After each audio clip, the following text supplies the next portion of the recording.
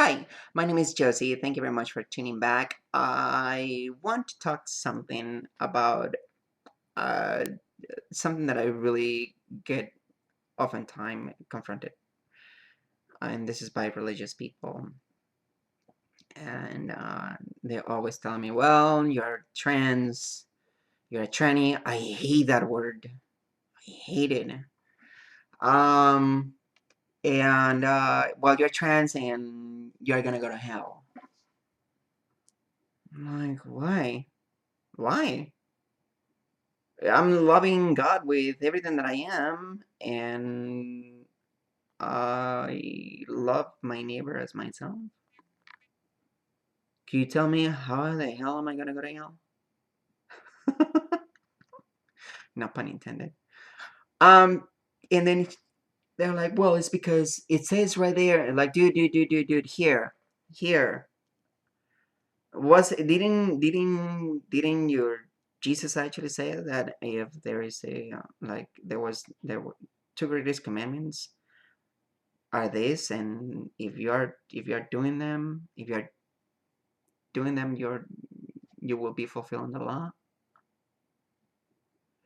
Well, it's because there is this part where it says that it is no, dude, no.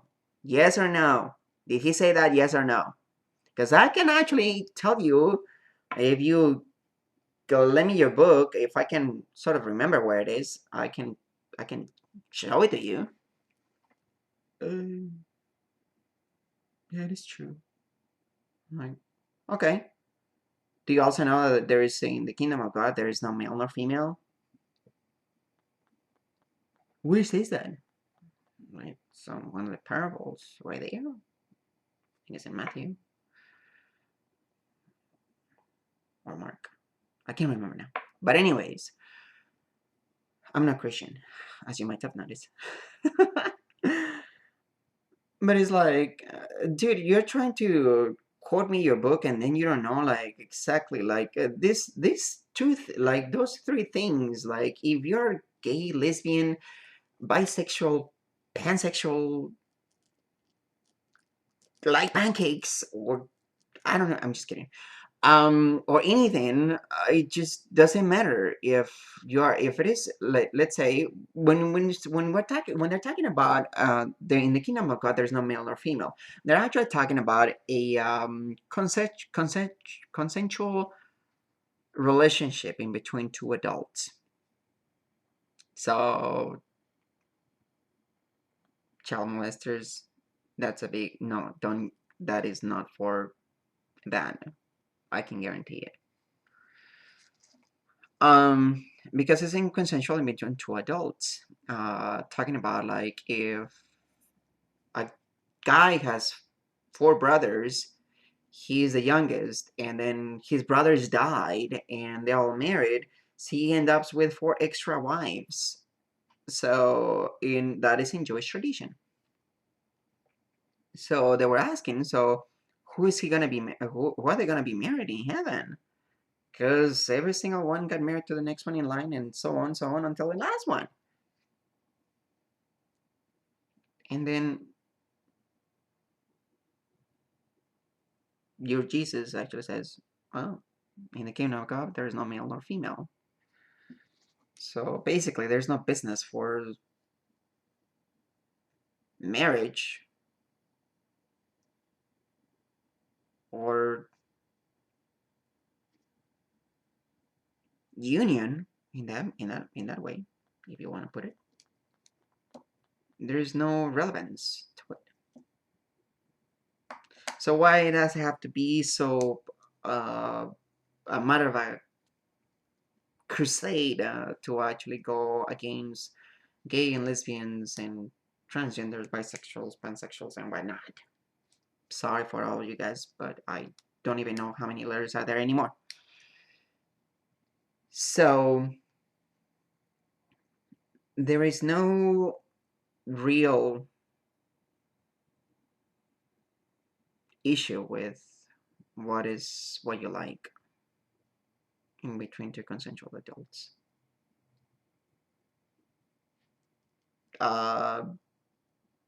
King David had a homosexual relationship with Jonathan, and then after that, he became an adulterer, and then after that, he became a murderer. And then yet Christ comes from that house. Nice. I think that in a way, let's put it in this perspective, that God was actually being like kind of cynical. Is like, you guys think that you guys all have all figured out? I'm gonna mess things up in such way that you will not be able to actually be good. Uh, didn't come out as planned, but okay. So, um, when somebody's asking you, telling you these things, it's just dissipate the energy just like that. Like, so is it true that the two greatest commandments are like to love God with everything that you are and to love one another as you love yourself?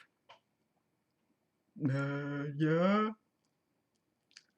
So if I do that, then and if he said that there was a, I will be fulfilling the law if I follow those two laws. What now? Well, you got no, dude. Can't be beating around the bush like that. So don't be discouraged by that, and be happy. Your life is worth it. It's your life. It is your rules. They're not paying for your rent, uh, your food and whatnot. If you're a teen, you're watching this video, you still live with your parents. That's a little more difficult because you probably they're still paying for everything that you have. But make them, like, if you're gonna tell them, make sure that you actually tell them in a loving kind of way. Don't be short fused, because if there's somebody that actually ends up losing, is the one that actually gets really upset. My mother always told me that if you get upset, you end up losing. So don't get short fused. Respond with love.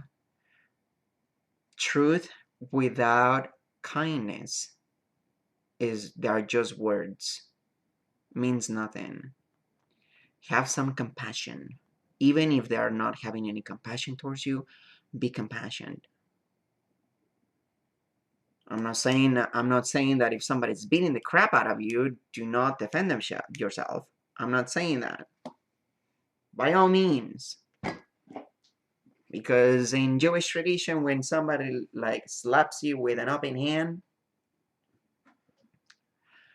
if you actually expose the other cheek, and if the other person was going to, actually was when somebody slap you just out of uh, out of anger,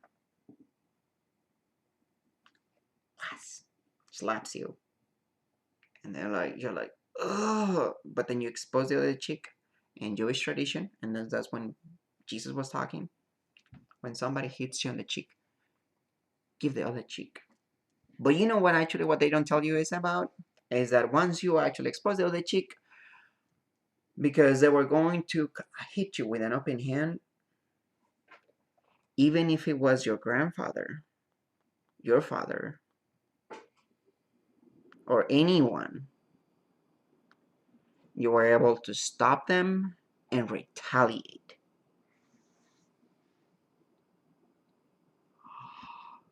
But that is not what they told us in Sunday school. Do your homework. Start investigating. But that's what Jewish tradition actually talks about. So, but by all means, be kind. Make sure that they actually see your heart. Do things with your heart. I mean, you know what I mean. And let them know that you're there. Until the next time, my name is Josie. Thank you for stopping by, and we'll see you next time.